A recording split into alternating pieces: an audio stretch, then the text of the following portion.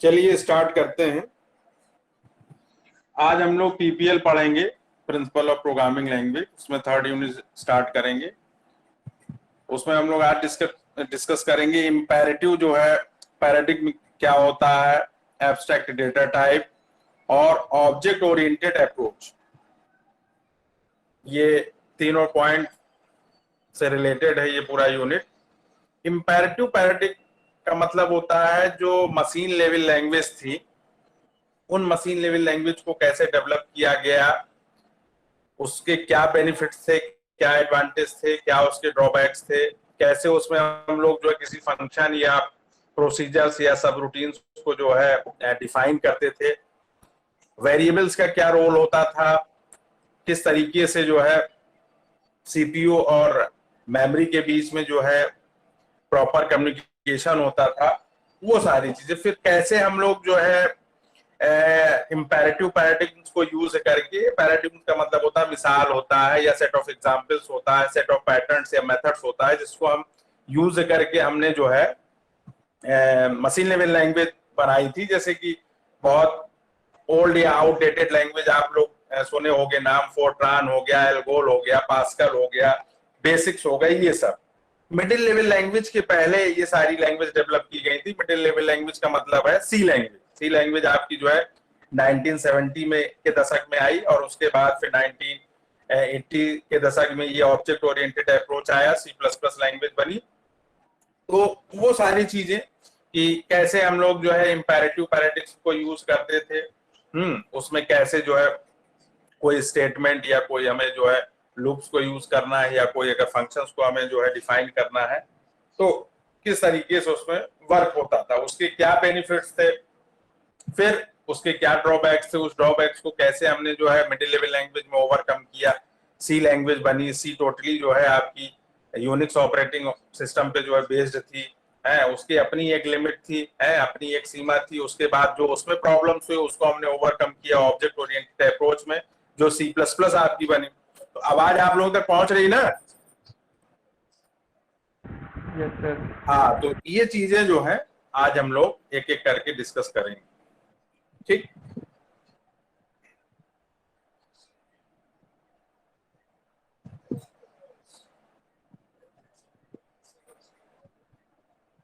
तो अब हेडिंग डालिए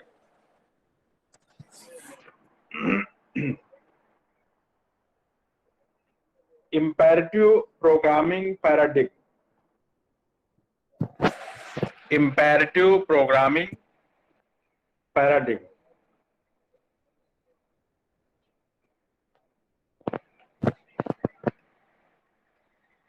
देखो, ये पैराडिग्म जो है लिंग्विस्टिक के रिस्पेक्ट में अगर बात करें, किसी लैंग्वेज या भाषा के रिस्पेक्ट में बात करें, तो एक आपका सेट ऑफ रूल्स होता है और जिसको बेसिकली हम लोग जो सिंटैक्टिक रूल भी कहते हैं।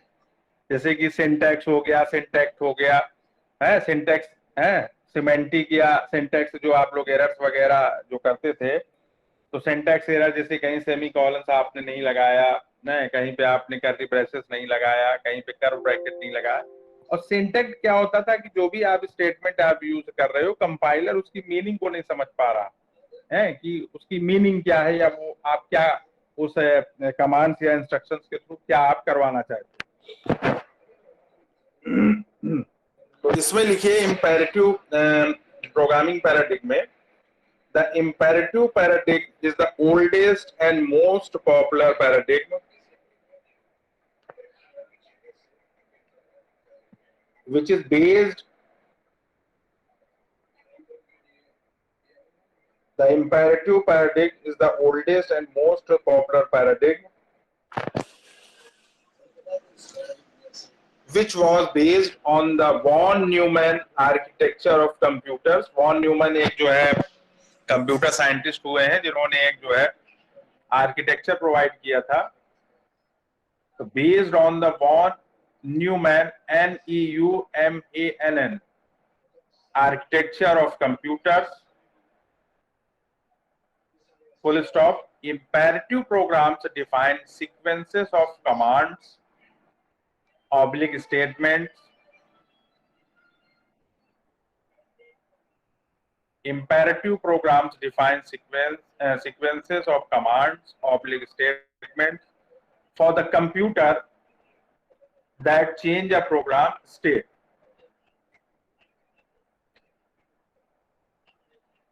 चेंज अ प्रोग्राम स्टेट का मतलब है कि जो हम जब कोई प्रोग्राम बनाते हैं तो उसमें बहुत सारे वेरिएबल्स को डिक्लेयर करते हैं और वो वेरिएबल्स क्या होता है, जैसे ही वेरिएबल्स डिक्लेयर करते हैं तो उस वेरिएबल के लिए जो भी डेटा टाइप्स हम यूज करते हैं उस डेटा टाइप के अकॉर्डिंग मेमोरी में वो उतना स्पेस एलोकेट कर लेता है और उसके लिए अपना एक एड्रेस जनरेट हो जाता है।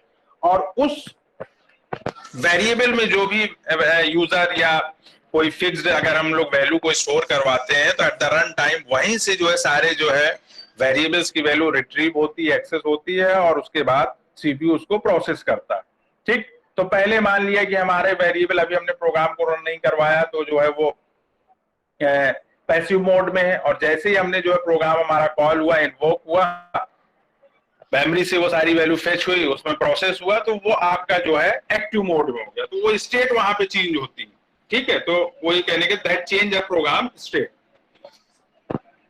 उसके बाद लिखिए commands are stored in memory and executed in the order found.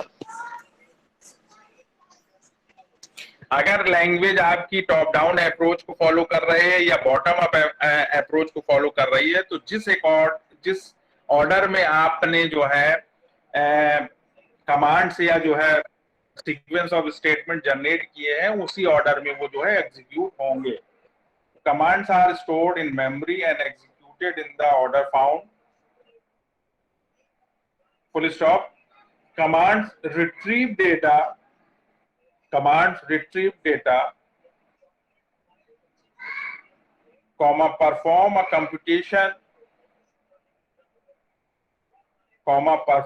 computation, and assign the result to a memory location.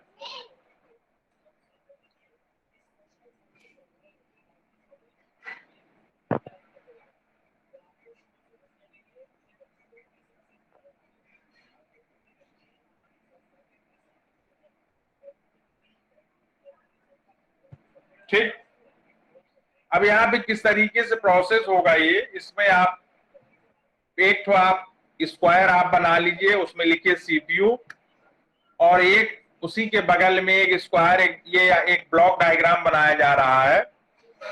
तो इसमें जो है एक स्क्वायर आप बना लें, स्क्वायर शेप, उसमें सीपीयू लिख दें और सेकंड उसी के बगल में एक स्क्वायर ब्रैकेट बनवाएं, उसमें लिखें मेमोरी। और मेमोरी में क्या होगा, आपके जो वेरिएबल्स होंगे, डेटा होंगे और जो प्रोग्राम्स होगा वो स्टोर होगा, तो ब्रैकेट में आप लोग लिख सकते हैं डेटा एंड प्रोग्राम। और बीच में जो स्पेस है उसमें क्या होगा, सीपीयू क्या होगा, रन टाइम पे जब प्रोग्राम एग्जीक्यूट होगा तो सीपीयू आपका मेमोरी से डेटा को भी फेच करेगा और होगा क्या कि जब डेटा को फेच करेगा तो सबसे पहले सीपीयू क्या करेगा, एड्रेस को फेच करेगा और उस एड्रेस पे जाके जो भी वेरिएबल्स होगा वहां से डेटा को एक्सेस करेगा। तो बीच में आप लिख सकते हैं बाई डायरेक्शनल एरो बना के, एक में डेटा लिख दीजिए डेटा और नीचे जो है बाई डायरेक्शनल एरो बना दीजिए दोनों तरफ और उसी के नीचे लिख दीजिए एड्रेस और एक आप बाई डायरेक्शनल एरो दोनों डायरेक्शन में खींच दीजिए। यानी कि उसका कहने का मतलब है कि डेटा सीपीयू मेमोरी से एक्सेस करेगा और उसके बाद जो रिजल्ट के फॉर्म में आएगा वो फिर वो अगेन जो है मेमोरी में सेव कर देगा। ठीक है, एड्रेस भी वो क्या करेगा, डेटा जब वो लेगा, जब वेरिएबल्स के एड्रेस को लेगा तो उस वेरिएबल्स के एड्रेस पे जाके डेटा को फिच करेगा और फिर अगेन जो है जो रिजल्ट आएगा वो किसी न किसी एड्रेस पे जाके स्टोर कर देगा। ठीक,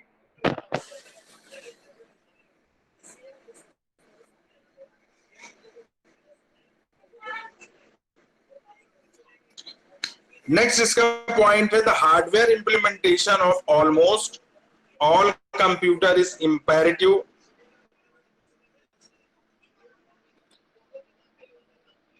The hardware implementation of almost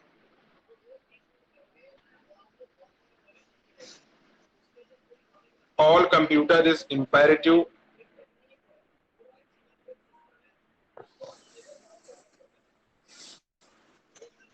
full stop, machine code comma which is native to the computer. Native का मतलब कि उसी एम्पेरेटिव लैंग्वेज में बना होगा वो, और जो उस कंप्यूटर को जो है कंप्यूटर के कंफर्टेबल होगा. Machine code comma which is native to the computer and written in the imperative style.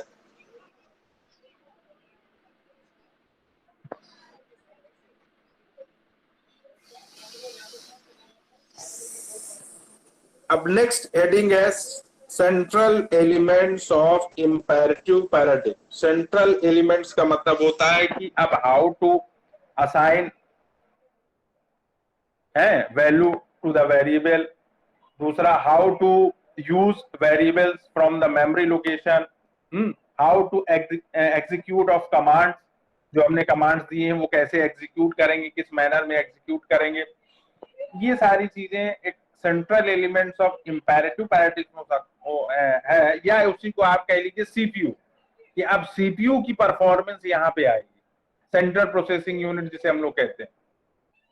तो central elements of imperative paradigm में लिखें असाइनमेंट स्टेटमेंट. इसमें डालें हेडिंग असाइनमेंट स्टेटमेंट में. आप जानते हो कि आप वैल्यू को असाइन करते हो किसी वेरिएबल्स में, और वो वेरिएबल्स आपका जो है उस वेरिएबल्स की मेमोरी में कोई ना कोई लोकेशन होगा, कोई ना कोई एड्रेस होगा, और वहां पे जाके वो वैल्यू सेव हो जाएगी. तो assign values to memory location.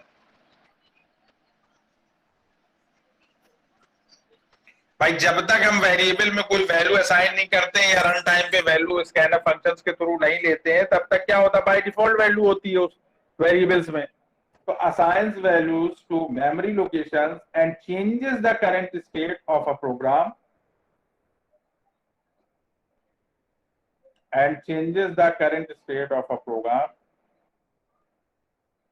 Full stop. Variables refers to memory location.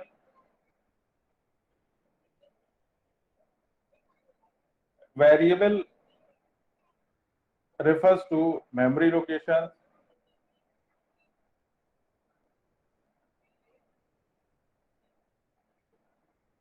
Next आपका जो पॉइंट्स है, step by step execution of commands.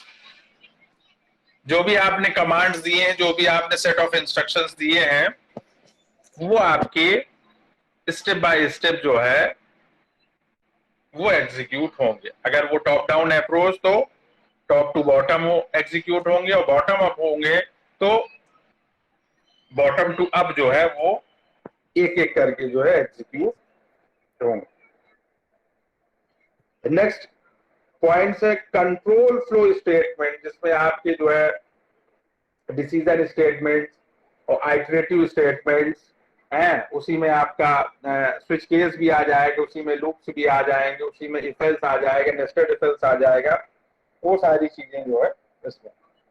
तो कंट्रोल फ्लो स्टेटमेंट्स में देखें कंट्रोल्स एंड अनकंडीशनल. अनकंडीशनल में जैसे गो टू स्टेटमेंट्स आ जाते हैं, जो कि अगर हमें एक या दो स्टेटमेंट को अगर हमें स्किप करवाना हो, जंप करवाना हो, तो गो टू हम लोग यूज करते हैं.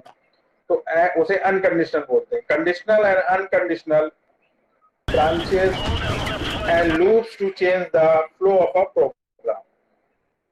जो एक नॉर्मल फ्लो होता है, जो एक नॉर्मल कंट्रोल का जो फ्लो होता है, उसको ये क्या करते हैं, चेंज करते हैं.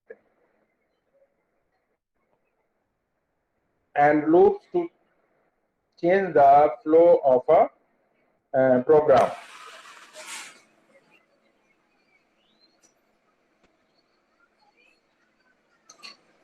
अब इसमें एक प्रोग्राम करके बताया गया है, तो इसमें लिख लीजिए एग्जाम्पल ऑफ कंप्यूटिंग द एक फैक्टोरियल का एक सिंपल सा प्रोग्राम बताया गया है, जैसे कि आप ऑलरेडी सी में बना चुके हो.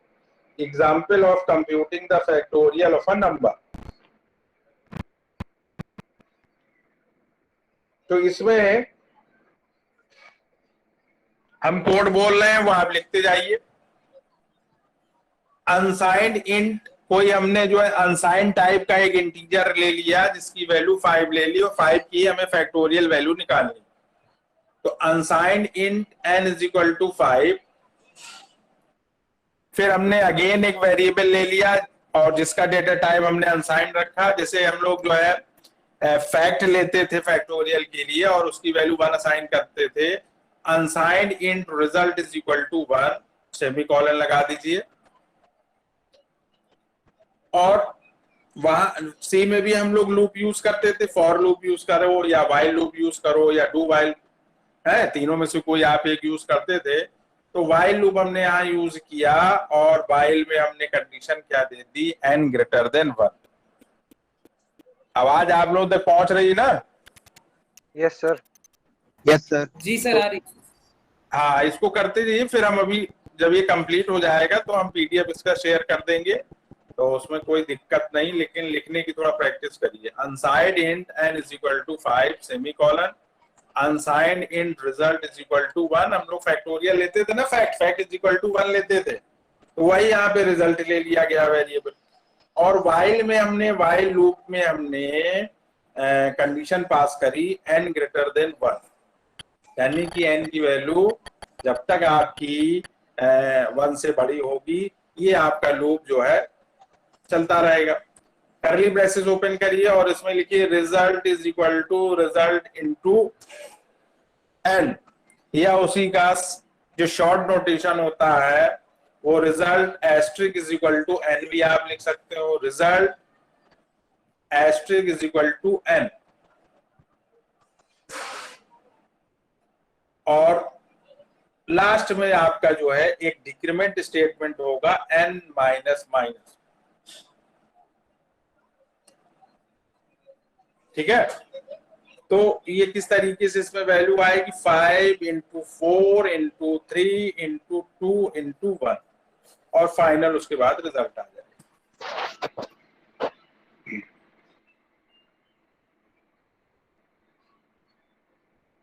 ठीक,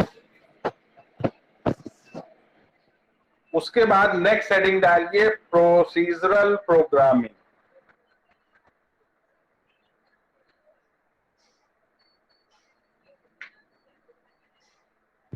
अब अभी तो यहाँ पे देखिए सिंपल हमने एक लूप के थ्रू हमने फैक्टोरियल निकाल लिया। अब अगर उसी को प्रोसीजर उसके लिए बनाया जाए, कोई फंक्शन बनाया जाए, कोई सब रूटीन बनाई जाए, तो वो हो जाता है प्रोसीजर प्रोग्रामिंग। देखिए ये एक तरीके से जो अभी हमने इम्पेरेटिव पैराडिग्म में आपको बताया, उस इम्पेरेटिव पैराडिग्म का ही इनहेंस जो है कह सकते हैं, इनहेंस प्रोग्रामिंग है या उसका रिफाइनमेंट है उसी में, और हमने चेंजेस कर दिया। तो वो इम्पेरेटिव पैराडिग्म या इम्पेरेटिव प्रोग्रामिंग पैराडिग्म जो यूज कर रहे थे वो प्रोसीजर प्रोग्रामिंग में कन्वर्ट हो गया। तो इसमें लिखें procedure programming is a refinement of the imperative paradigm. Procedural programming is a refinement of the imperative paradigm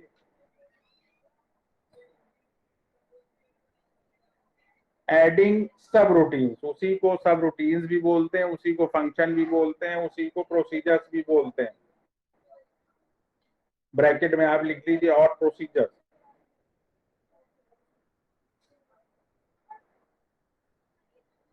अब प्रोसीजर्स में आपको हमने बताया था कि टाइप्स ऑफ फंक्शंस में इनबिल्ट फंक्शंस भी होते हैं, यूजर डिफाइंड भी फंक्शन होते हैं। इनबिल्ट फंक्शंस जो होते हैं या प्री डिफाइंड फंक्शंस जो होते हैं वो रीयूजेबिलिटी कोड ये होता है, या एक रीयूजेबिलिटी अप्रोच होता है कि अगर हमने कोई चीज डिफाइन कर दी और इन फ्यूचर अगर हमें रिक्वायरमेंट हुई तो उसी को हम यूज कर लें। उसके बेनिफिट्स एडवांटेजेस क्या है, लेस कोडिंग होगी, है लेस टाइम कंज्यूमिंग होगी, और ओवरऑल जो आपका प्रोसेसर की जो है प्रोसेसिंग स्पीड होगी या सिस्टम की जो प्रोसेसिंग स्पीड होगी वो इनहेंस कर जाएगी। तो ये अप्रोच जो है या ये बिल्ट इन जो है फंक्शंस का या कमांड्स का जो है जो अप्रोच है वो रीयूजेबिलिटी के लिए यूज हुआ, जो कि ऑब्जेक्ट ओरिएंटेड लैंग्वेज का या अप्रोच का जो है एक जो है इंपॉर्टेंट फीचर्स है। तो इसमें लिखें procedures can be used the same way that built-in commands are used. कहने का मतलब है कि जो आप फंक्शंस बनाते हो उसको यूज करने का तरीका भी वही है जिस तरीके से आप कोई प्री डिफाइंड कमांड्स या प्री डिफाइंड फंक्शंस को है रीयूजेबिलिटी को अचीव करने के लिए यूज करते हो.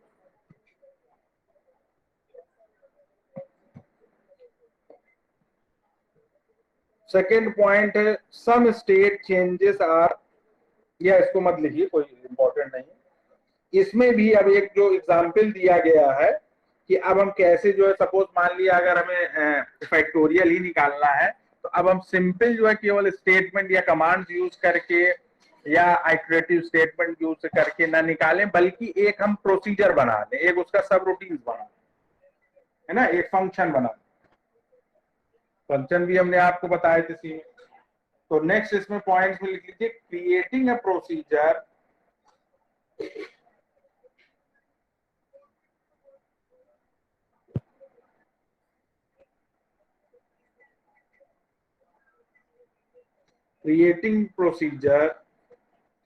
for the factorial of a number.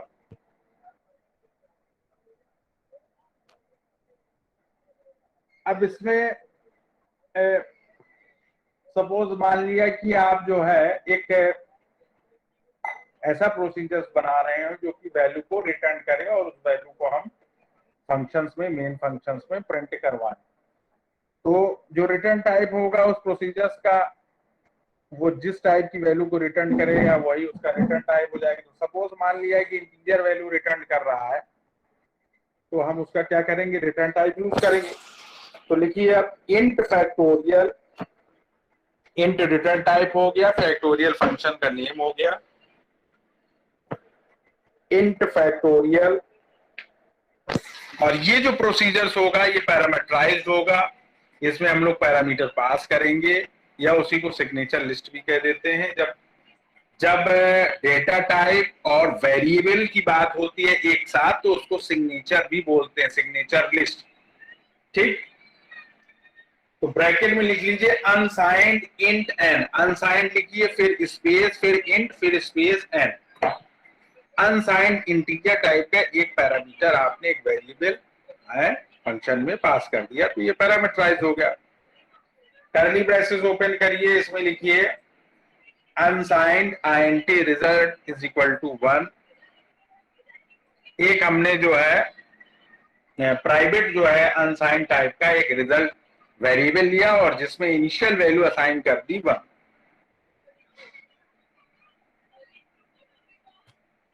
लिख रहे हैं आप लोग?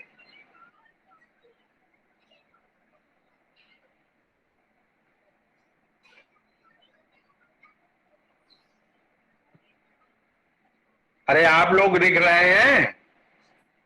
यस सर, लिख रहे हैं. हाँ, कोई बोलता नहीं, बिल्कुल सब सन्नाटा, सब सो जाते हो क्या ऑन करके? ज्वाइन हो गए उसके बाद एक नींद ले लिया, सर तो भेज ही देंगे पर देख लिया जाएगा, और ऑनलाइन हो गई तो और बल्ले बल्ले, कुछ करना ही नहीं है, अटेंटिव नहीं रहते हो. चलिए उसके बाद हमने फिर वही लूप यूज किया, कोई भी लूप आप यूज कर लीजिए, एग्जिट कंट्रोल या एंट्री कंट्रोल जो भी आप यूज कर सके.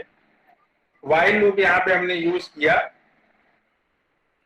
एंट्री कंट्रोल लूप में, और यहाँ पे हमने वही एन की वैल्यू दे दी, एन ग्रेटर देन 1, यहाँ पे कंडीशन में पास कर दी. फिर हम जो है अब इस लूप का कर्ली ब्रेसेस यूज करेंगे, तो कर्ली ब्रेसेस है, ओपनिंग कर्ली ब्रेसेस आप यूज कर लीजिए. और यहाँ पे हमने क्या किया, एक स्टेटमेंट दिया result asterisk is equal to n, है ना, या उसी को आप लिख सकते हो result is equal to result into n. Semicolon लगा दीजिए और एन को यहाँ पे डिक्रीमेंट कर दीजिए, इसका n minus minus semicolon, curly braces आप क्लोज कर दीजिए लूप का. और उसके बाद जो फाइनल जो वैल्यू आएगी रिजल्ट की उसको आप रिटर्न करवा दीजिए, क्योंकि यहाँ रिटर्न टाइप आपने यूज किया है तो रिटर्न रिजल्ट. और उसके बाद जो आपने प्रोसीजर्स बनाया या फंक्शन बनाया या सब रूटीन बनाया उसका कर्ली ब्रेसेस आप क्लोज कर दीजिए।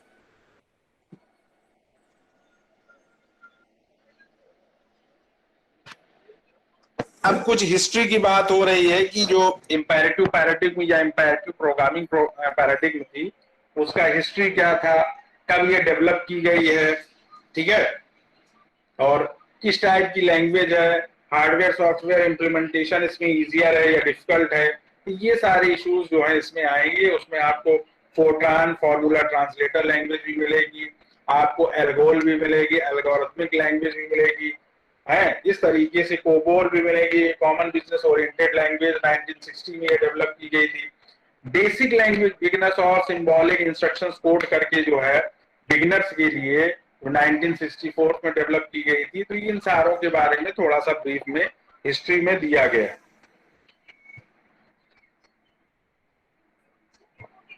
है ना। और उसके बाद फिर हमारा जो है मिडिल लेवल लैंग्वेज आई और उसके बाद फिर ऑब्जेक्ट ओरिएंटेड लैंग्वेज। तो इसमें लिखें history of imperative paradigm.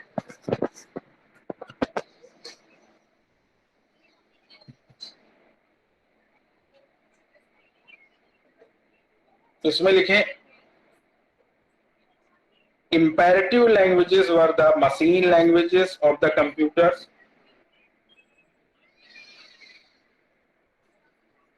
Imperative languages were the machine languages of the computers. फिर पॉइंट वाइज लिख लीजिएगा या बुलेट साइन बना लीजिए या point wise. Very simple instructions,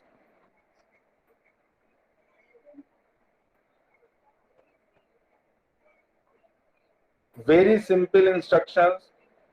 second point है made hardware implementation easier.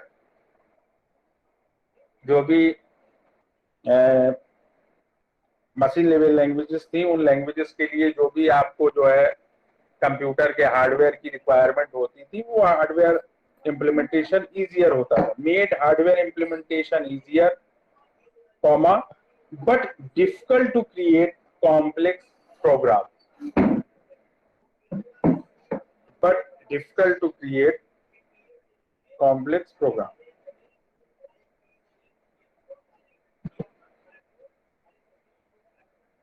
Next point है in 1954, Fortran formula translator इसको बोलते हैं, was developed by John Backus, developed by John Backus, BACKUS। कहाँ डेवलप की गई थी? At IBM, international business machine इसको बोलते हैं, ऑर्गेनाइजेशन है, एट IBM।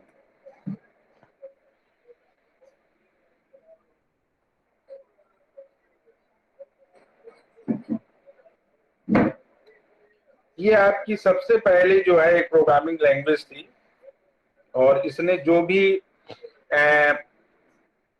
कॉम्प्लेक्स प्रोग्राम्स होते थे या जो कॉम्प्लेक्स प्रोग्राम क्रिएट करने में प्रॉब्लम होता था मशीन कोड में, उसको इसने ओवरकम किया, है ना।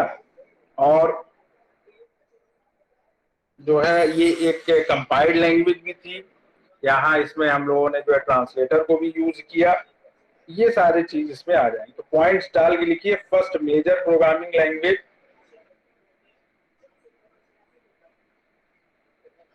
first major programming language. Second point, removed problems of machine code.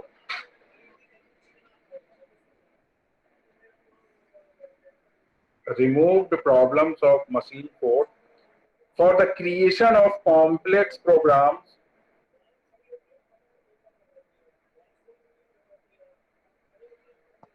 और इस लैंग्वेज में बहुत सारे ऐसे फीचर्स जो कि इंपेरेटिव पैराडिग्म या इंपेरेटिव लैंग्वेज में हम यूज करते थे वही सेम कॉमन इसमें भी यूज होंगे। जैसे कि वेरिएबल्स हो गया, प्रोसीजर्स बनाना है, वेरिएबल्स का नेम देना, ये सारी चीजें। तो थर्ड पॉइंट है many features that are common in imperative languages, many features that are common in imperative languages. For example, named variables, जो हमने आपको एक वेरिएबल्स का एक जो है वेरिएबल्स डिक्लेरेशन का एक जो सेट ऑफ रूल्स बताया था उसके थ्रू, कॉमा कॉम्प्लेक्स एक्सप्रेशंस और कॉमा सब प्रोग्राम्स एटसेट्रा।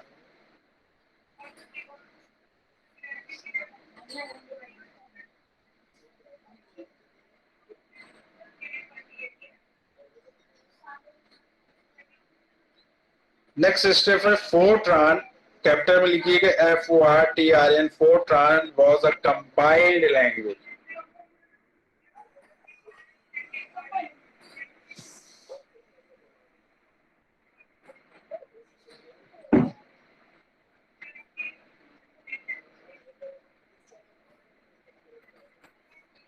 फिर 1950s में एल्गोल एक लैंग्वेज आई, एल्गोरिथमिक लैंग्वेज, जिसका यूज जो है मैथमेटिकल जो एल्गोरिथम्स होते थे उन्हें हम कैसे इजीली यूज करें, कैसे इजीली एक्सप्रेस करें, उसके लिए हुआ।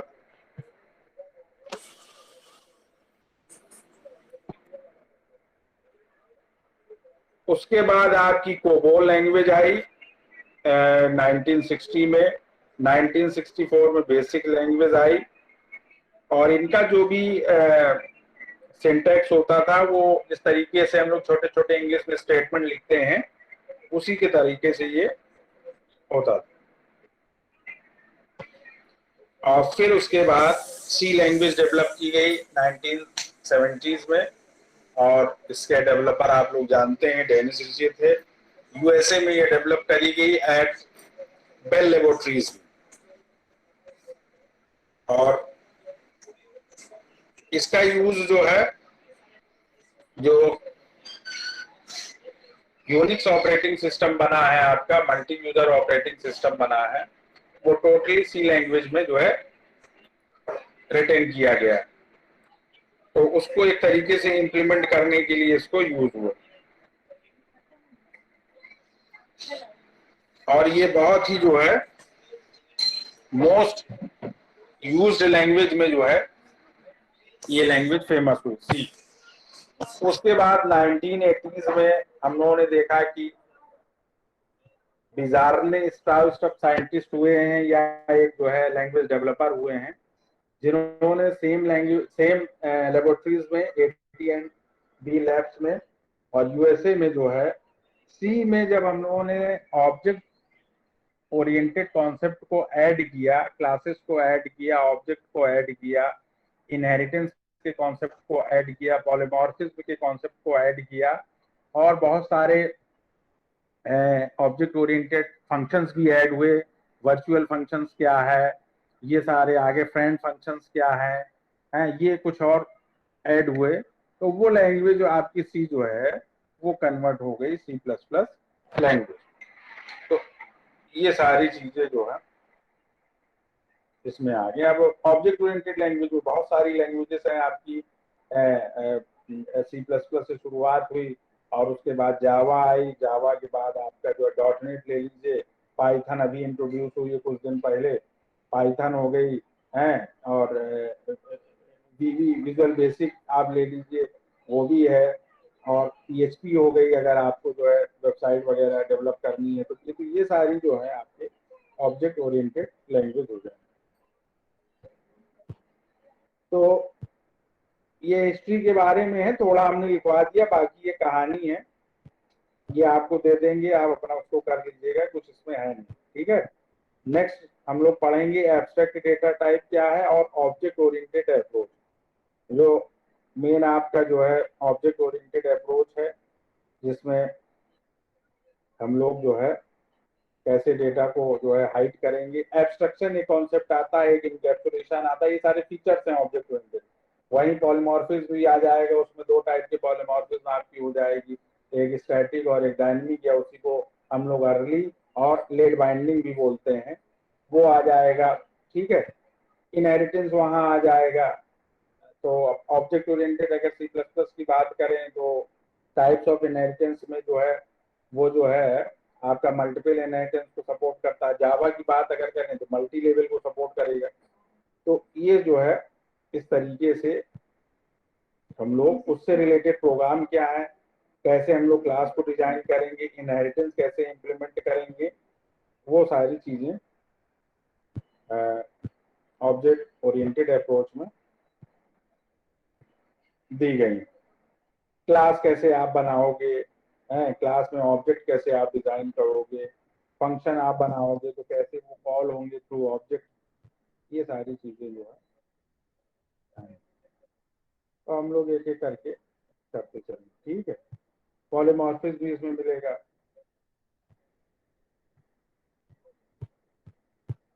तो आज के लिए इतना काफी है। नेक्स्ट क्लास में हम लोग एडीटी और ऑब्जेक्ट ओरिएंटेड अप्रोच